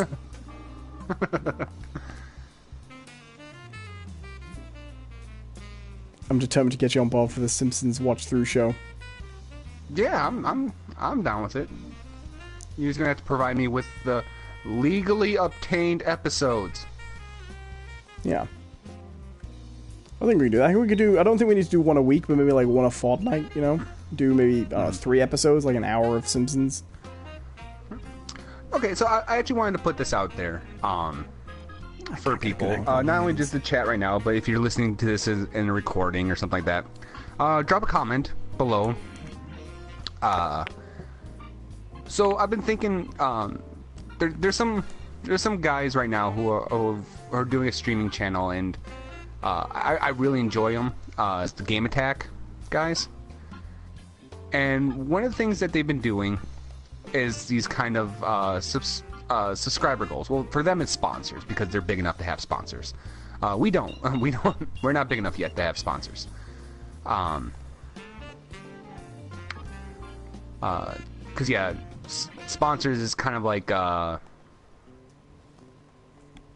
YouTube's response to Twitch's subscriber system, where you pay a monthly fee to support your your favorite streamers. But so right now I want to stick with it as being more of just a subscriber goal for us. You know, just like and subscribe. Some subscriber goals. If we get so many, we'll do a certain thing, right? Right. And just kind of off the top of my head, based on some things that we've talked about before, we mentioned earlier in the stream, D&D. I think we can keep that as an option. Possibly trying to do that if we get X amount of subscribers. But we also talked about like a radio play, a radio drama. You know, maybe not. Yeah, I remember that idea. I think that'd be another one. Yeah, I think the idea of working in fiction and stuff. I want to start doing more with our channel. Maybe running it more as a YouTube channel with different shows on that we do together, rather than as a single show. You know. Right. You might have to do more of the running of this one, though. I keep coming back to this idea, but the truth is I just don't have time to run 2 channels like that in the same way. Right. I have no problem carrying more of the burden. I didn't mean it to sound like no. like I didn't mean it I didn't mean to suggest you don't pull your weight already. It's just I keep saying I'll do things and then just not getting the time. You know, it's all on me. I totally get it. So, do you guys have any suggestions, maybe, that you'd like to see us do as maybe a goal? Oh, it's me again. Oh. I'm getting a little past Mikey it now. Pelt. Welcome. How you doing? Welcome, everybody. So, yeah, so that's just a couple of my ideas. I think we can do the Simpsons one just off the bat. Just go for it. But maybe some other stuff, you know, kind of get a gauge of what people like. So the one thing I've been meaning to ask you about this thing for the Simpsons show, do you want to do it as like a second show, or in place of episodes of the podcast? Because I was imagining it as a totally separate show, but yeah, sure. We'd have to time it, that's all. Right. I think maybe for that it might be better if it is VOD content, video on demand, not just a stream. I think so, because then we can edit it, we can put clips in, although fucks are a little protective. Yeah, we can put GIFs. Yeah, we can put pictures, that'll work fine. Yeah. We get a little intro and things like that, and I totally agree, we can edit it down and stuff. Hey, it's funny that, real quick, touching on the chat, Milky Pelt, sorry, I called you Mikey earlier, Milky Pelt, suggests maybe a Let's Play. Funny, milk. Funny you should mention that. We do one. We do a Let's Play already. You can check them out right now. There's a series for Destiny and the Destiny 2 beta. And starting tomorrow, hopefully, depending on how these uploads work out for me, there will be one for the new game called Pyre.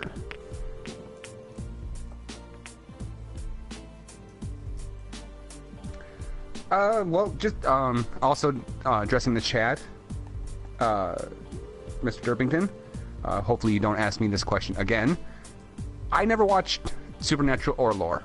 I don't have an opinion on it. I was really having nothing to say about them, so I let them sit there. Oh, it's my go again. I know people love the shows. They've been around. Well, I don't know about Lore. I know Supernatural has a huge fan following. And good for them. I'll say right now, I don't even know Law. I know Supernatural by reputation, but Law I haven't really heard. Very similar. Fair enough.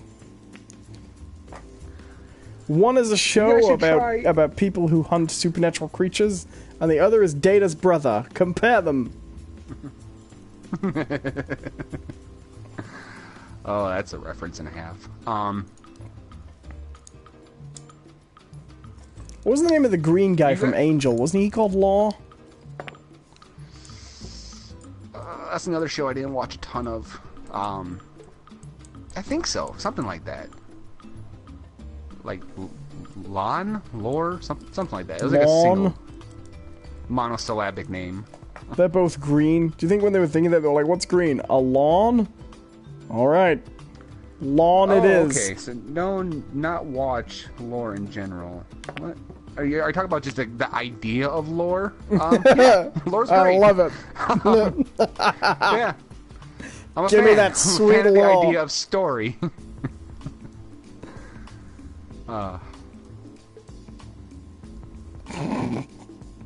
I don't understand, John. I don't either. I don't know what I'm being asked. I'm afraid to answer. I'm going to be used against me in the court of law. Oh, it says here, right here, that you're not a fan of lore, or or the acronym for law, order, responsibility, and etiquette. 30 years from now, you're in a bar like, hey, you know, I really love the lore on that show. Oh, well, it's funny you should say that. He gets out a little tape recorder, little iPhone 25 with YouTube on it. I had to use the Wayback Machine to get this YouTube video, but I got it. Mr. President. It says right here that you don't like lore. Anarchy, is it? What? This is how we spell it now. But not back then. Tough. Yeah, it's not how politics work. Ask Jeremy Corbyn. But, Hashtag nevertheless law persisted.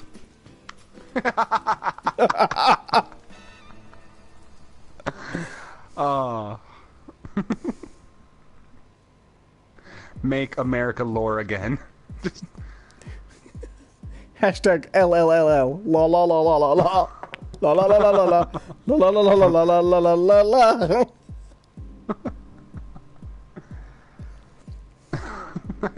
Really, I'm still lost here, man.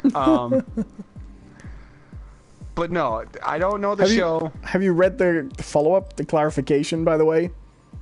No. Oh, it's better. No, like werewolves, vamps, or zombies or something. All right, look. Okay, just because they're a little flamboyant doesn't mean they're vamping. You know. Just, I've had enough of you classic... werewolves vamping. Hey, it's better than werewolves voguing. All right. Strike a pose. Let your body talk. Just.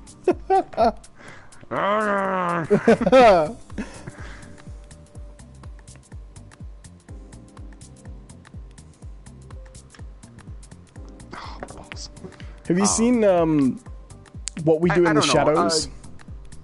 No, I haven't. You talked about that. Did it I? Pretty good, though. I would really, really recommend watching it because there are werewolves in that movie. And they're hilarious.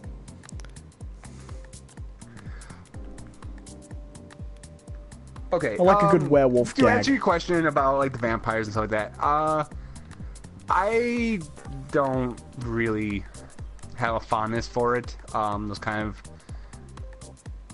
mostly because they become very tropey, I guess. The original incarnations of those monsters, vampires and werewolves and stuff like that, were social commentary. They were designed to be to say something about people or certain groups of people in some cases. You know, some of those monsters were based on some kind of racist ideas. Right. Dracula is a criticism of foreigners moving into England and buying property. Yeah. But as like concepts, no one does anything interesting with them. They just don't. I mean, like I said, there's that one movie on What We Do in the Dark, which has fun with it in the same sort of vein that like Shaun of the Dead had fun with zombies. But even that, like, is more or less playing with the idea of right vampires and zombie stuff. They're not actually doing anything new. It's just more of a right, making fun of it. As I know that as the books went on, they got kind of worse, and these days it's more accepted to kind of shit on them a little bit. But I don't think there's really been a very interesting take on vampires since Anne Rice, and her take on them was they're all gay, and that was great. I don't even mean that as a criticism. Making them overtly sexual and bisexual and sexualized and romantic in a really deep way.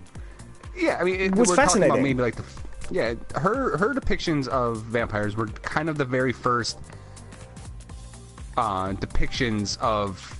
I would go as far as call them like pansexual, you know? Right? Which I don't know if I want to go into the distinctions between them all, but essentially, like a pansexual is kind of like only attracted to little boys with pipes and goat legs.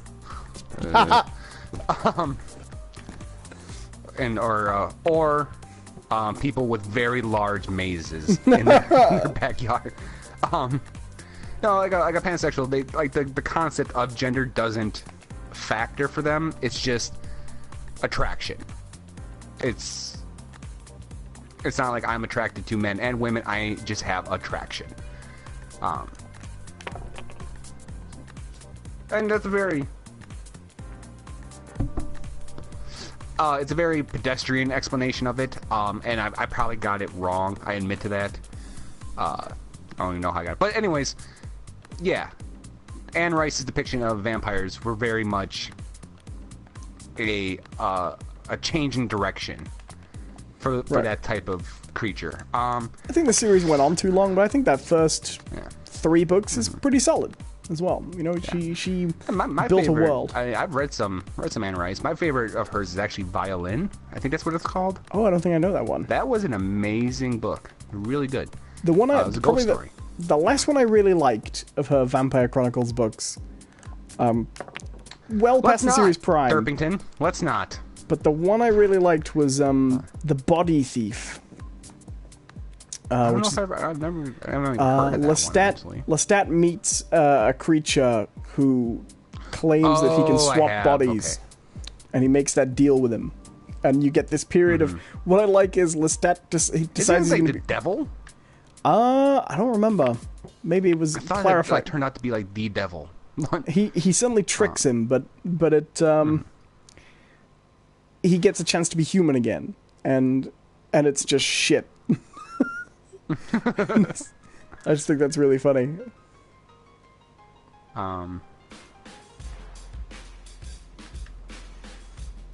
Yeah, so I guess my issue with those creatures is just they're not entertaining, and I also kind of have a chip on my shoulder because I had to multiple times with my friends have to listen to discussions that were basically, oh, who'd win in a fight, an elf from Lord of the Rings or a werewolf, you know, those kind of conversations, and they drove me insane.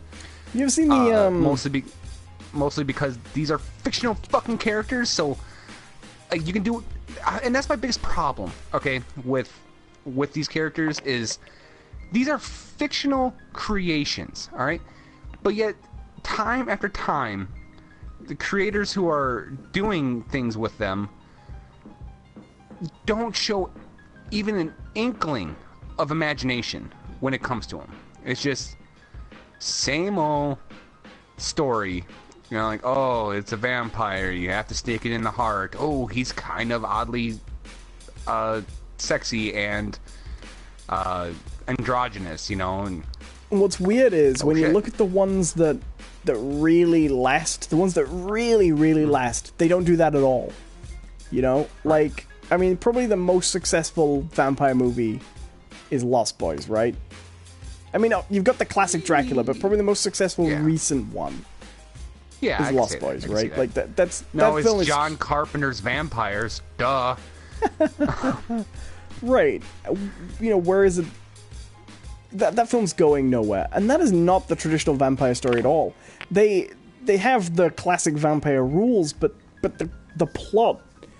I mean, the idea that vampires are a gang of of rowdy teens who introduce new vampires through peer pressure and almost drag racing mentality, you know, is actually I actually I'm gonna contend or contest your claim about the Lost Boys in terms of the last one did anything unique with it. Did you ever see Let the Right One In? No, I've never seen that. That one was actually pretty. It's really good, because it what's really cool, because while the Lost Boys are like, oh, they're all teenage angst or whatever, Let the Right One actually focused more on even younger, like adolescents, and not feeling at place in the world. A very, idea of like, oh, no one understands me, no one gets me, I'm bullied. That sort of, it really touches on those kind of themes, but it uses a vampire, in it, because you have a kid in it who is, he is kind of picked on, he's a little awkward, he's a little weird, and he befriends a vampire. And not like, this isn't some cutesy ass like Disney movie like, oh, my friend the alien. It's brutal as shit, like, because this vampire like also doesn't really quite understand society, so she's like, oh, well, these people are bullying my friend, I will murder them. Of course. Yeah. Or I will eat them, essentially. I suppose, really though, we surely all know that the most successful and iconic modern vampire description is Morbius the living vampire. With his sucker hands, right? That's right. That's a twist. I wish it would just default to top-down view and then we could just play the game like that and go home. You know what I mean? Right. Like, it's so much easier that way than any other way. Oh. Phew. Could have been worse. Oh. So. Yeah, it was pretty bad. Yeah, and then there's always the issue too of fuck me. The other recent, oh my god, I missed completely. The other really stupid thing that they've done, like with especially like vampires and werewolves, is this the war thing, like that they're at war with each other. Like Underworld. Yeah, like Underworld, and like they touched a little bit on Blade, I think, to kind of just that is the most tired. What? Why'd you do that? What? Oh, never mind. I thought you had to go for a red one. I think we're out of reds, aren't we? Oh no, because that's a red. Weird. I think I did go for a red one. Oh. Yeah, the whole, it's that whole thing with, we have two different things, let's just have them fight each other. It's such a boring storyline at this point. It just really is.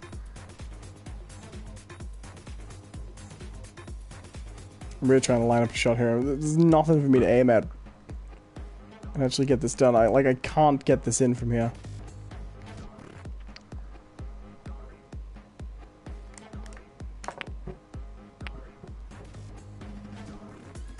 Ooh.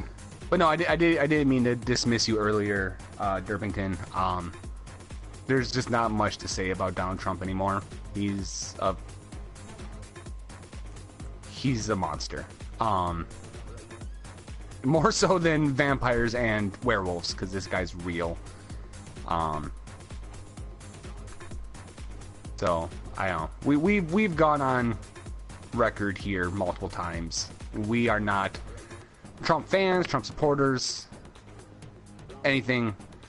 Don't like his policies. I don't even, because at this point, even if he did have a policy that I liked, I couldn't even accept it as being legitimate. It's just so much of what he does at this point is either backtracking over some stupid shit he said the week before, or just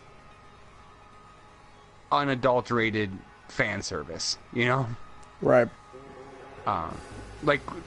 Okay, here we go. The thing he did just most recently, like today, he's been trying to do this healthcare thing since he got in office. Like, that's been his big deal, is that he was gonna repeal Obamacare and replace it with his own thing, and he's failed every step of the way. The Congress doesn't want to do it. And so now he came out and he said this thing that is so it's a sentiment that has been expressed on social media a lot as kind of like a, you know, Facebook GIF sort of thing. Like, I think we should just have the Congress have the same health care as everyone else, and that would solve everything. And, you know, whatever. But that's never been Trump's position before. But he just now came out and was like, well, if they're not going to pass health care, I think Congress should just have health care as everyone else. It's like, no, that's not truthful. That's not real. That's not a real sentiment from you. You're saying this because you have engaged in a wholly unpopular fight, and you've lost. And now you want to try to play sides. You want to come on like, oh well, no, I'm with the everyman. You know, I want what they want. Right. And the terrible thing about it is, to anyone with a brain, right from before he got elected, right from before he even was officially running, this was all totally transparent that this was how it was going to go. Mm-hmm. And yet, people insisted. It's like when early on for his first, 6 months. Well, are we even out of his first 6 months yet? God, it feels like forever. I don't know. November. So, yeah. Oh, no, he got inaugurated in Every 2 January, weeks, there was a headline, "Today is the day Trump finally became president." Today is the... conversely, with every other week, this time Trump has gone too far again. And it's one of those things, like... The tactic deliberately seems to be to kind of numb people. You know? Mm-hmm. To the point where people just can't be bothered discussing it anymore. Because you do get like that. Like, what's the point? Yeah. Until, honestly, I mean, I don't even know if it would happen, if it's going to happen at this point. Until, impeachment hearings start. God, I hope so. Anything about Trump is going to be kind of just noise. It's gone to that point. He's a holy... wow. Nice shot. That one was deliberate. Right. I don't know. It's hard to say. The numbing factor is real. I mean, I myself am feeling it. And I've always considered myself someone who, maybe not with my finger on the pulse of things, but, you know, a certain amount of care, you know? I care about what's going on. But I've literally gotten to the point where it's like, no, like... And it's really hard for me as someone who has kind of had a lot of faith in humanity to see this go on. And it's just like, what the hell happened? You know? Yeah. And it's just been a very depressing situation, for me at least, you know? And I don't think that I'm necessarily wrong in feeling this. I do feel a little guilty, but I think it's a natural response. I'm very much down to the point where I just kind of trying to avoid it. I don't want to hear about it a lot of times now. It's, I just want to make it through my damn day without being upset about something. And it's very difficult with Donald Trump in office. Right. What's going to be interesting is when his 4 years are up. Firstly, the crowbar, the world's biggest crowbar you're going to need to get him out of that office. Because he's not going without a fight, despite the fact that he clearly hates the job. Right. Like, that's the one consolation. He's miserable. Mm-hmm. But when he's finally out and he's not the nominee anymore, it's going to be very interesting to see how well it flies when the Republican Party tries to go, well, thanks. Thank God we got that guy out of here, right, guys? Eh? Mm-hmm. Guys? Right. Yeah, it's going to be like, all the people... I think I'm going to have kind of a new sense of vigor next year, or is it just... No, it'd be next year when the midterm elections come around. Right. And a lot of these people are coming up for re-election who have thrown support behind Trump or maybe some of his policies. How quickly, based on district and location, you see them either doubling down on their support, like, I'm loyal to the end, blah, blah, blah. Or how quickly they try to alleviate or downplay their support. Well, the midterms are going to be a bloodbath. Oh, it's going to be ugly. It's going to be real ugly. Oh, you got the black. Congratulations. I think, are you winning? I don't know. I've not been looking at the score for a little bit. I've been enjoying the game. I did win. Hey, well done, sir. So this is a tough position for us now because you've won 2 and I've won 2. Do we go for it? One more? I don't know. We're at 2 hours, 7 minutes already. Well, maybe we just table it, right? Get it? Table? Pool? Snooker? I believe it. We'll hold our records as is right now. We're 2 and 2. We're tied, and maybe not next podcast, but another one coming up. We'll revisit it and we'll break the tie. I'm in favor of that. All right. Well, thank you all for watching. As I guess as we do every episode, should we open up for one last round of questions? All right. Or do you want to just kind of... Well, we've got a few comments I'll read out. Maybe we won't dwell on each one too much, but maybe I'll just run through them a little bit, maybe, and if there's a question, we'll get into it. Sure. Thank you, Milky, once again, for, this is a great podcast. I agree. Well, thank you. Mr. Devington says, I hope Dwayne Johnson runs because he said if Donald Trump can be president, he can too.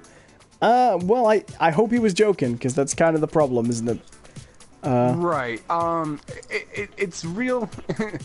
It's real easy right now to be like, fuck it, they got Trump in, let's get The Rock in, let's just, but that kind of starts a real ugly trend where now our politics are ran by celebrities, ones who don't even care. I mean, you look at some of them that we've had, like Al Franken, and stuff like that. Yeah, he was on SNL, but he's also spent the better part of his life now studying politics and the issues and has a real knowledge of these things. He might be batshit crazy now, but Jesse Ventura was the same way. Yeah, he was a wrestler, but he had an understanding of policy and politics and things. I'll even go as far to say that Arnold Schwarzenegger, yes, action star, celebrity, that, and also falls on the opposite political spectrum as I am, but he did actually have a knowledge of California's policies, and he's astonishingly left-wing for a Republican, though. Funnily enough. Yes, he definitely towed that line. He ran on the Republican ticket, but a lot of his policies definitely end up on left wing. he did what most politicians should do, which is whatever party you belong to represent your constituency. And I have a lot of respect for him for that. Right. I mean, it's why people also, we get the question sometimes like, oh, is Donald Trump worse than George W. Bush? Yes, absolutely. Because here's the deal. I did not agree with George W. Bush's policy. I did not like his decisions. I don't even like his politics. There were times I didn't like him as a person. But here's the thing. He played the role that he was supposed to. He was voted in by a group of people, and he played to their wants and the things they wanted. Not the same that I wanted, but that's his job. Donald Trump, on the other hand, went in, did not give a shit about the people who voted for him, still doesn't give a shit about them. He cares for himself and only himself, and we are seeing example after example after example of that. And that, I say, makes him worse than George Bush, if not the worst ever president. Right. I mean, I'm sure there's some guy back in the history of presidents who was just a selfish shitbag who just did it for the kicks. Right. I mean, some people talk about like Calvin Coolidge. You know, he's the one kind of threw us into the Great Depression because he maybe was trying to do a little insider trading. But I don't really know that much about him, so I can't. And that was a long time ago. Mm-hmm. When we're a long way from Trump, I'll care about him a lot less. I promise. Right. So, yeah. All right. If we got nothing else, I say we call it there. Thank you all for watching. Once again, please give us a like. If you're not subscribed, please subscribe. If you haven't shared a link on Twitter or Facebook or something, like that, do that. You know, just not a lot of effort. Just put up a little link.